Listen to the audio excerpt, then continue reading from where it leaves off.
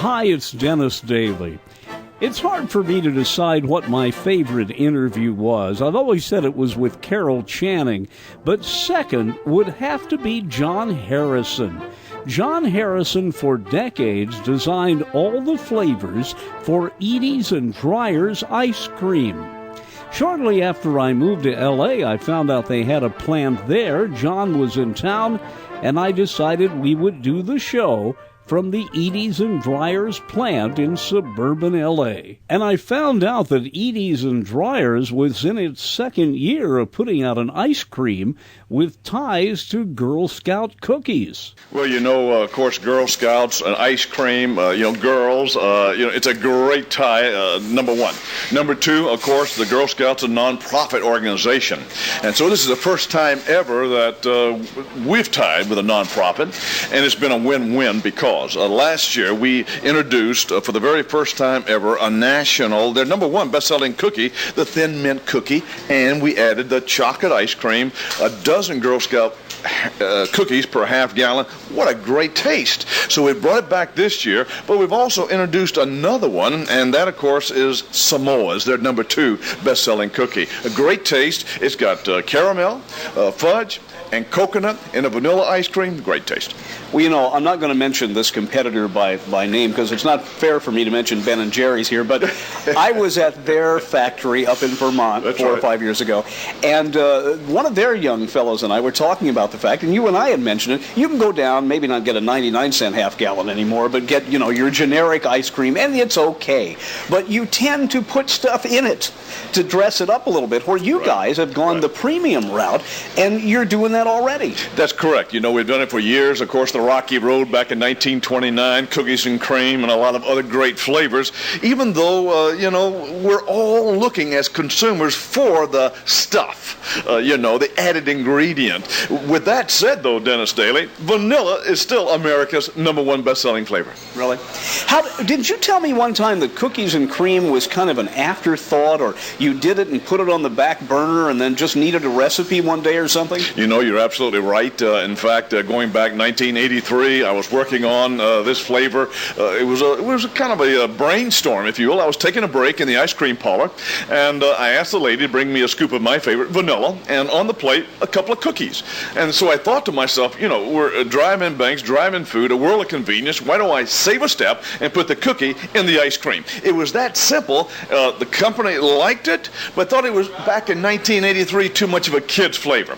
And so they said, look, put it in the shelf, maybe later. Well, there was a freak hailstorm that year over in Fresno, California, where we had purchased peaches and a peach crop for a perfectly peach ice cream that summer. Didn't happen. Hailstorm. We went back to the filing cabinet and brought out this cookies and cream. They said, let's try it, John, for 90 days and see what happens. Well, as Paul Harvey would say, that's the rest of the story.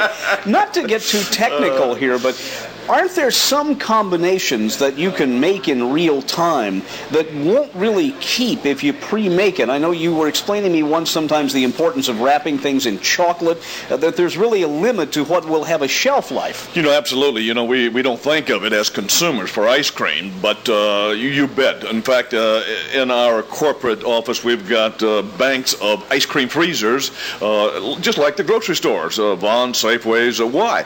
We want to check the shelf life. Because there are certain ingredients. As an example, let's say almonds. Unless you roast those almonds and seal the pores, then that moisture is going to get into the almonds. It's going to get soggy, unpleasant eating experience. And so, yes. So then how about a little chocolate coating around that almond? And so, yes, we can do things within the industry to kind of extend the shelf life from an eating quality perspective. There's one flavor, and forgive me if I don't know that you've done this, but that I really think no one will be able to replicate, and that's the real homemade ice cream, because that is so perishable. With the cream and the egg running out of it, there have been some imitations, but I don't think anybody's ever going to be able to package a homemade ice cream. Well, Dennis Daly, believe it or not, we introduced homemade ice cream 2 years ago. I know, and you've got, what is it, you've got banana cream pie now? That's correct, that's good. Butter pecan, chocolate chip. Hey, I keep tabs on you guys. I see that. What's the difference between homemade ice cream and the regular classic? Several things. Number one, less butterfat. Why? When we're at home making homemade ice cream, we put milk, of course, and a little half and half, sometimes a little cream, but it was really a pretty low-fat, butterfat standpoint. Now, number two, we add eggs to the homemade ice cream line. We add a pinch of salt, the only line that we do, because that's the way you made homemade ice cream. Salt enhances the flavor up to a certain point. And then lastly, it's also dense, a heavier product with more added ingredients. We were making ice cream at home, we'd just pour in the strawberries, pour in the pecans, or the chocolate chips. Well, now, correct me if I'm wrong here also. I'm going to mention another brand, Dairy Queen. Dairy Queen's ice cream, the soft serve, it's more than homogeneous. What's the word? Homogeneous. It's completely the same. The consistency is solid all the way through. Isn't there something to be said about the irregularity in the palate of ice cream that enhances the flavor? No doubt about it. We're talking texture here. Yeah. And of course, as far as consuming ice cream, there's a number of ways we can do it. We can lick, chew, drink, or bite. We're talking ice cream here now. Yes. And now, not only that, but that texture of Dairy Queen soft serve is marvelous. We're going to experience that here today at the ice cream factory. That freshness right off the line. It's the same temperature, 21 degrees Fahrenheit. And at that temperature, of course, we can really lick it and kind of roll it. And so, there are different expressions when it comes to we're looking for smooth and creamy in the texture. But some of the defects would be like cold, coarse, icy, fluffy, gummy, sneezy, and dopey. Those characters. One other thing about this. You have, in the years you and I have known each other, 5 or 6 years That's now, you correct. have so expanded your line. How important is it to keep the consistency, to make sure that whether the product is being bought in Indiana or Florida or here in California, that it's all going to taste the same? Dennis Daly, that's number one. That's paramount. In other words, the mother plant in Oakland, California. Once we've grown from her, we have another 5 plants in the U.S. That's the number one issue, is to maintain the consistency. As a consumer, whether we live in Washington, D.C. or the West Coast, it doesn't matter. We want that consumer to one, have the confidence, and to have that same eating experience. You shouldn't know which plant it was made in. You shouldn't have to, and that's correct, nor should you have any quality issues, and that's my job as the official taste tester, because when you sit down to a bowl of ice cream, you don't want to have to worry about any issues with ice cream. You want to have hoopla. You want to have a good eating experience. You want to have memories. You want to have just a good time. Before going around the plant and sampling some of the new things, has the health consciousness of people, the increase in all of the people out there with books saying don't eat fat, don't eat butter, don't drink cream, what impact, if any, has this had on the ice cream industry? It's had a dramatic impact on the ice cream industry in a positive way. Because the industry, the ice cream industry, has introduced, going back 10, 15 years ago, a line of light ice creams, low-fat ice creams, fat-free, sugar-free, sherbets, sorbets. So there's a lot of what the industry calls better-for-you type products. In other words, if we were going to have a birthday party tonight, everyone is invited, and everyone can participate regardless of your concerns about health issues or doctor's orders, because there's sugar-free ice cream, there's dairy-free ice cream, so there's a lot of good choices. Well, I said that was going to be my last question. Let me follow through on this. I found out 3 months ago I'm diabetic. Not severely so, but I've got to cut down on the obvious sugars. I have been trying your no sugar added. Yes. Now, can you explain to me, it doesn't say sugar-free. That's correct. What the difference is between sugar-free and no sugar added? Be happy to. Thank you for the opportunity, because we called our product for many, many years sugar-free. But Food and Drug thought that was a little confusing, because and only because we're adding milk. It's a milk-based product. Because of that, there is a natural sugar called lactose in milk. And so Food and Drug said we need to change the name to no sugar added. So essentially, how sugar-free is a no sugar added product. It is completely sugar-free. Meaning, that's correct, of your sucrose, corn sweetener type of product. So I shouldn't have any qualms at all, as a diabetic, eating no sugar added ice cream. You know, Dennis, not at all. In fact, this represents America's #1 sugar-free product in America, Dryers ice cream. And so we're making millions of gallons of this annually, and with millions of consumers very happy. What is in here? You've got some non-nutritive sweeteners. And those, of course, is #1 is sweetened with sorbitol. Sorbitol is also a bulking agent. I was going to say, for some of us, sorbitol has a mildly laxative effect, but you just have to know how much of it you can take. That is correct. But the good news is it's been reduced sharply over the last 5 years because of the excellent aspartame, NutraSweet. But there's another one called asoflame potassium, or Sonet. And with that combination of your NutraSweet and Sonet, you're able to reduce the non-nutritive sweetener and get more sweetening value and a longer shelf life on that product, because NutraSweet is not heat stable. Now, I must play devil's advocate here and ask you, is there something you have to put in to make up for the sugar? I'm talking about fat here. Are the sugar-free products more fat-intensive, or are you able to cut both of those out? Excellent question. We do have a light, no sugar added ice cream that is the same number of grams of fat, right at 5 grams, depending on the flavor. And then we have a fat-free, no sugar added ice cream. Now, Dennis Daly, if there was ever an oxymoron, this would be it, because what's in ice cream but fat and sugar? So how do you make it? Well, this is, let's see, it's pretty light. It's a secret, Dennis. It's, let's see, it's chilled air. No. Actually, what it is skim milk using the non-nutritive sweeteners, and I'll tell you, it really delivers in good taste. I love it. Also, let me reach over here. Yes. You have some of the fruit flavors added to vanilla that are wonderful. Yeah, give me a spoon. You bet. Here, why don't you talk while I eat? All right. Well, what we have, of course, and you're trying right now, the fat-free, sugar-free, and this one is called simply vanilla chocolate swirl. And it's a great combination, vanilla, chocolate, no sugar added, sweetening, good value, clean, nice. I dare say, if you were to serve this and not tell people, I don't think they'd know the difference. You wouldn't know. If I had you at home tonight at my home for a dinner party and I served that, I would get raves. That's excellent ice cream, John, when in fact there's no sugar and no fat. How long did it take you guys to develop this? Well, you know, this one's been around for, I would say, going back, in fact, it goes back about 25 years, but the ingredients have changed. And today, to deliver this... didn't have NutraSweet back then. Oh, no, that's correct. All it was sorbitol, and very sensitive to that laxative area. But today, because of that, the new sweeteners, we're able to give that good taste, good texture, and, as we can see, good flavor selection.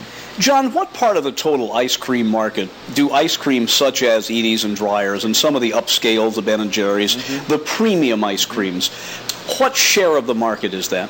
Well, let's just look at the total market. First of all, it's slightly over an $11 billion industry. Last year, Americans consumed 1.3 billion gallons, and it's climbing.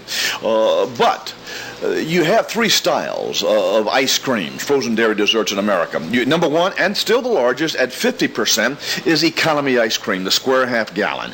That's the minimum standards. Next comes... What you can't see at home is while John's talking, he's holding the bucket here, and I'm just pigging out. He's doing a good job, too, I might add. But with economy at 50%, premium at 40%. And within that category, you have players such as Dryers, Edys, and we just happen to be the leader in that premium category. Now, the smallest segment, 10%, are players like Ben & Jerry's, referred to as a super premium segment, Haagen-Dazs, Starbucks ice cream, Godiva ice cream, and some other very super premium. Well, I think it's been interesting, again, just since we've met, that there are these players like Starbucks getting into ice cream, all of a sudden realizing that they can enhance the bailiwick, if you will, of their sales. That's right. It's kind of like now you're seeing bookstores that have coffee shops in them. I mean, everybody's trying to enlarge the experience, if you will. And really should, because first of all, Americans love coffee. We happen to have a partnership relationship with Starbucks out of Seattle. We are the producer, formulators, and the distributors of Starbucks ice cream.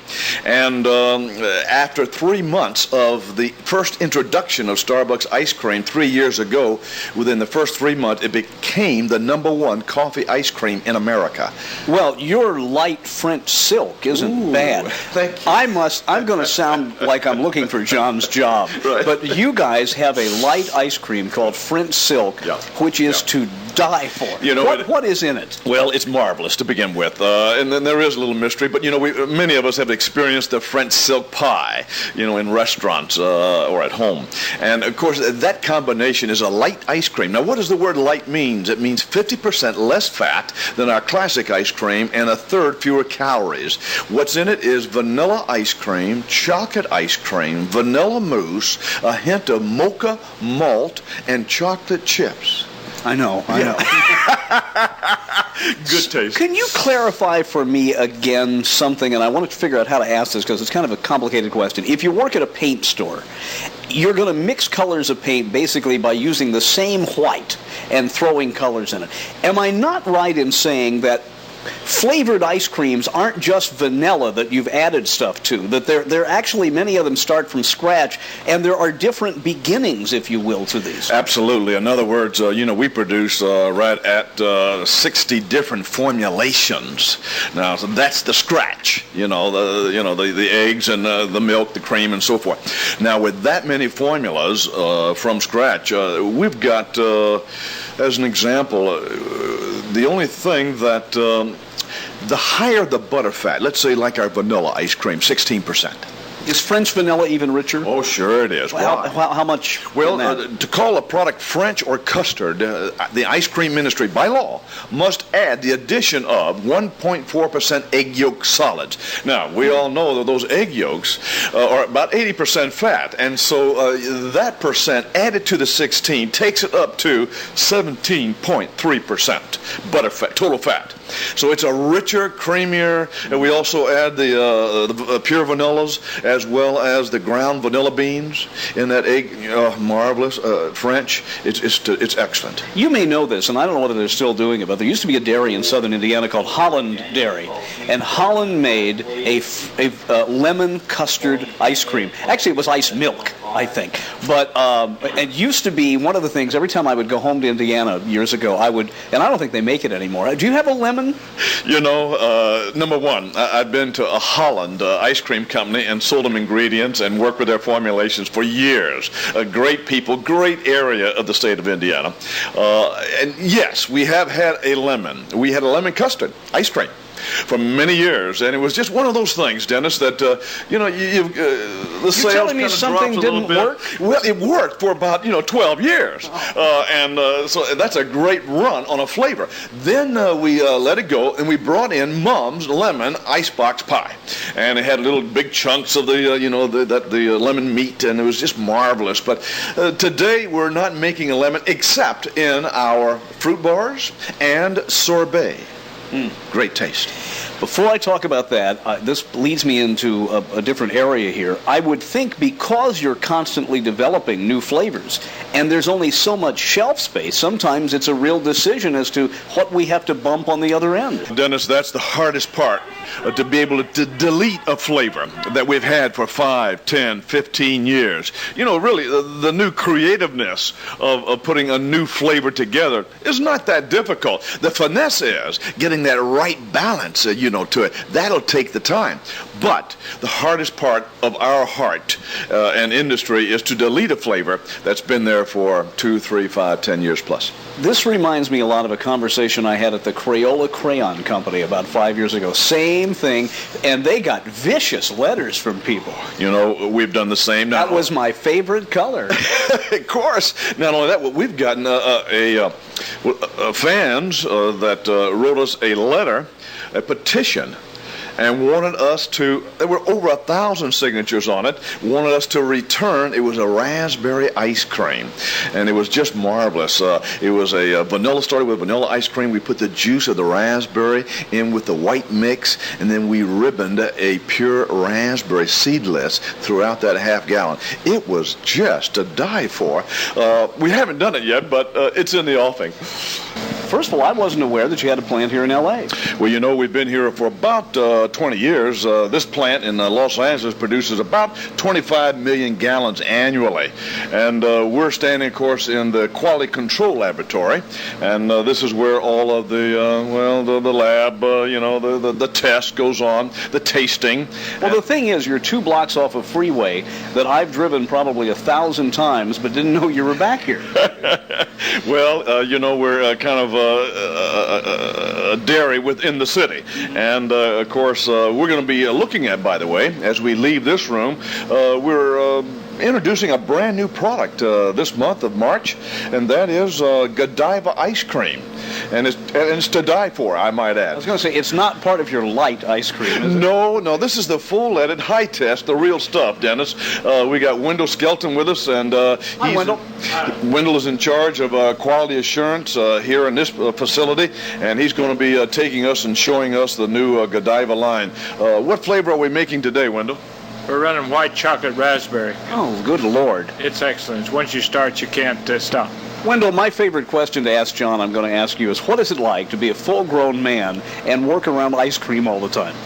It's definitely a lot of fun. I mean, you like to work with something that you know people enjoy, and when people eat ice cream, they have a good time, and it's a great deal of pleasure to be able to put a top-quality product out every day. I always thought it would be fun, whether it's ice cream or when I've gone up to wine country talking to Corbel or Sebastiani or whoever, to see your label in the plant, but then go out to a store and then see it there. It must be great fun. Well, it's the sort of like the Willy Wonka is what you're saying. You've experienced the inside, the secrets, if you will, of how does that wine get in the bottle? How does that ice cream get in the package? And with that, we're going to go out and see how that ice cream gets in the package, Dennis. Okay, let's go. All right. John, something I've got to ask about up front is I didn't expect, although I welcome, all of this sanitation. I'm wearing boots, I'm wearing hairnet, I can barely hear myself talk as I have earplugs in.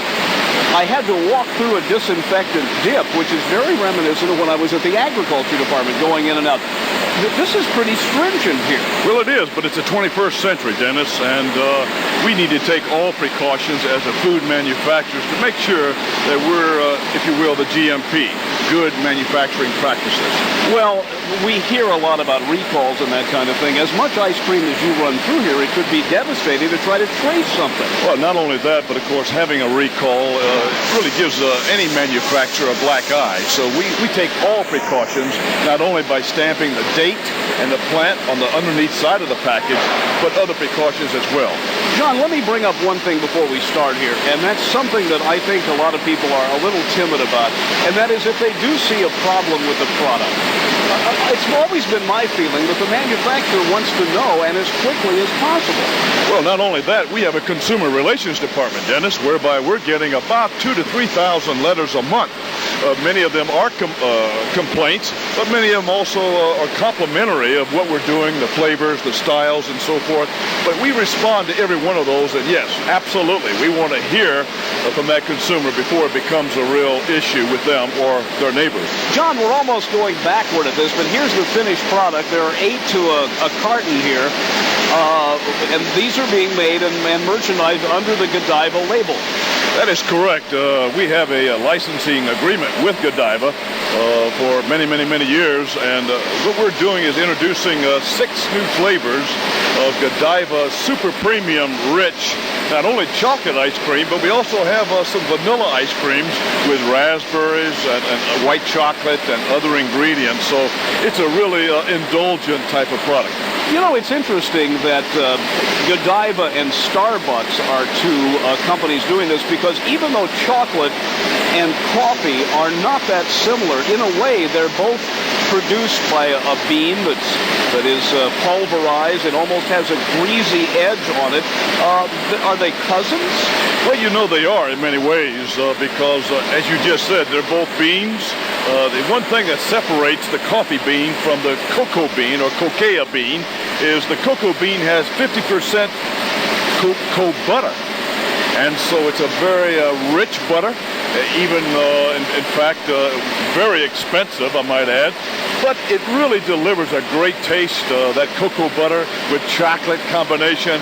Wow. You know, I will say this, watching these people, you're providing jobs for an awful lot of people. I mean, some people would think all of this is done by machine. There's a lot of hands-on work here. Well, there always has been. The reason, of course, you know, as a company, we're producing over 100 million gallons annually. But you start dividing that down into half gallons, quarts, pints, 4 ounce, 6 ounce, 12 ounce. And yes, you're talking about, in fact, we currently employ 3,500 people with Dryers ice cream. Tell you what, let's get out of the noise. I have a couple of areas I want to talk about. One of which is something that has become rather big business lately, and that is the sorbets, the frozen yogurts, the chocolate-covered on-the-stick snacks. Well, it's a great growth area. Why? Several reasons. Number one, your sorbet, by law, means no dairy and no fat. And so you've got flavors like strawberry, raspberry, lemon, but also how about chocolate chocolate sorbet with Queen Anne cherries or mango orange. So can I get any of the sorbets in sugar-free?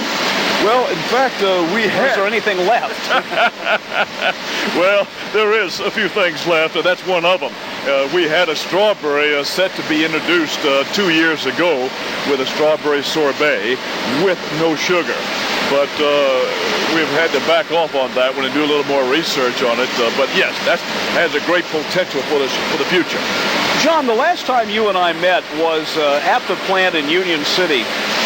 And it was part of a contest. You were nice enough. I still have let me get my earplugs out, my official ice cream taster certificate. You still holding that? It was a name the ice cream or invent the ice cream? That is I forget correct. what it was called. You're right. Well, it was a contest. It's quiet in here. By comparison, Yeah. You're right. That ice cream plant's pretty noisy with machinery. But yes, that contest was to name ice cream flavors, and so we had a lot of fun with that one. We got some great flavor suggestions during that time. The one I remember was Charlie Brownie meets Peppermint Patty. Yeah, that was Remember that? I do well. And there was this little kid, about 4 or 5 years old, I think, was one of the contestants. That is correct. There was almond love, or I'm in love. So we had some good. Oh, look at here. Look at that. We've got Everything but a spoon. Well, we'll have to let's see, rectify that one. Well, you have your. I've got John always carries a golden spoon with him. I have 2 at home, which I've cleaned so much. I hate to tell you this. Yeah. They're not real gold. Oh no. No, they're covered. Where did you get those? I stole them. I walked out of his plant with a lot of stuff that day. Well, this is 18 karat gold, this one, so... Ooh, it is, isn't it? Yeah, if it were real gold, I wouldn't be here, Dennis, with you today. Yes, sir. This is a busy plant. Well, I'll tell you, we've got a lot going on. We've got about 8 or 9 lines of ice cream being produced right now as we stand here. And you're reaching in. You're not bashful. You're getting the Godiva Pecan Caramel Truffle. Oh, John. Hello. Is that one boy. No, I'm only going to nibble a little bit. I'm not supposed to have much sugar. My doctor's listening. I'm in trouble. All right. You want to What's try this this one? one? Yes. This one's chocolate hazelnut praline. Right around the edge. By the way, how do you define truffle? Truffle is that chocolate piece that you find be like a brownie piece. It would be dense. It would be rich. It would add a textural effect to that chocolate ice cream. That Well, this you get isn't your what, hazelnut. Yeah, this isn't what I expected at all. It has a hint of hazelnut, but it's not oppressive. Well, Americans are really, for the most part, really consume very little hazelnut. It's the Europeans that do the hazelnut. And now Wendell Skelton's just cut this truffle package in half. Now I know what this big double-handled knife is for. None of this little pick it out there. You just we whack the cartons. Dive right in. That's right. And you can see the raspberry. This one's being produced right now. There's your truffle There's the piece. truffle piece. Okay, let me dig in here. Oh, hold on. Get all over the tape recorder. No. Good. Good. That's hard frozen. It is. Yeah. Chew. Chocolate. Chocolate on chocolate. Yo. We'll put you in the freezer and just like a popsicle. Yeah. That'd be a good story. Some guy's a night watchman at an ice cream factory, and after a while he can't get out the door. All right. What do we got? This is a white chocolate raspberry. I want you to get in there and right around the edge. That's right. This isn't fair. I'm using a plastic spoon. John's got this metal one. I'm afraid I'm going to break it. No, it's all right. Look at that. That chunks of raspberry in there. Isn't that pleasant? Nice Vanilla. bouquet. Yeah, pure vanilla. Vanilla ice cream. Cheese. It's like cheesecake. Yeah. Raspberry. And we call that one white chocolate raspberry. Enough sugar to throw me into a coma here. About what, 23 grams? 27. There you go. What am I supposed to have a day? 3? Right. 900 calories. That's 900 calories. Yeah, but there's something to be said about premium ice cream. You know, there is. And in fact, the old pendulum is swinging back. Consumers are going back to the fuller fat type of products and foodstuffs. And I think what they've found is that, yes, the better for yous are good. They're good executions. But in many ways, where families are coming together, they really enjoy that celebration type of product called ice cream, and they want to have a good eating experience. Well, all things in moderation. I mean, that's the key. You know, it still is. It doesn't matter what century we're living in, and that's what we recommend as well. Ice cream, as great as it is not one of your basic food groups. You know, but it is still America's #1 dessert. And following ice cream is apple pie. And when you have it a la mode, that's right. You've got the two together. Oh. Do you have you've got the a banana cream pie. Do you have an apple? We do have not only an apple, we have an apple crisp and an apple pie ice cream. It's marvelous. Happiest day of my life was when I ran into you guys the first time. Hey, I remember we went to that little ice cream shop in Washington, and was it Spumoni ice cream you introduced me to? That is correct. I haven't had it since. Wow. Well, Spumoni is one of those flavors that you got to be maybe a little Italian, to really enjoy Spumoni. You talk about a rainbow of flavors knocking around in your mouth, though. It's marvelous. It is. Almost a little tutti frutti, if you remember that flavor many years ago. That's kind of what you'll get with the Neapolitan, the vanilla chocolate strawberry. But with Spumoni, you've got the fruit in there, as well as the French, the vanilla, the chocolate, the custard. It's a delightful product. Well, the other thing, too, whether it's your company or some of the others which are coming out with other flavors, even if some get phased in and out, it adds to the variety. I mean, it's especially if you have kids, you can bring them home something they've never had before. Well, that's really what we've been doing as a company for the last many years, and that is we call them limited edition flavors. As an example, during the fall, we introduced eggnog, pumpkin ice cream, apple pie ice cream in September. These people make everything but rhubarb. If it would go with ice cream, we'd be making Only it. in the Midwest, I think. Maybe that would go with sorbet, Dennis. John, in wrapping up here, I've told people, they say, what do Edys and Dryers do? I said, well, first of all, it's Dryers, not Briars. Don't get the two mixed up. They're separate companies. Thank you. You don't make milk. You don't make cottage cheese. You just make the dairy dessert. You've been doing that for tens of years now. That's right.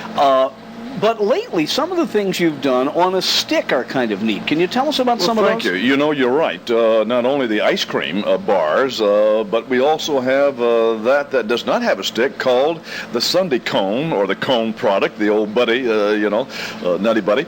But also we've got other products that are really quite fascinating, and in fact lead America in this fruit bar area with the stick. Great taste, such as strawberry, the kiwi, Of course, lemonade. You got your basic, but peach. So yes, in other words, mom is looking for a good snack for their children. And when you can combine a juice with the whole fruit type of particulates, whether it's in the sorbet or on the stick, both of those categories are really growing in America today for that reason. You got another contest coming up, or is it premature to talk, or do you know? I'm due for a trip to the plant.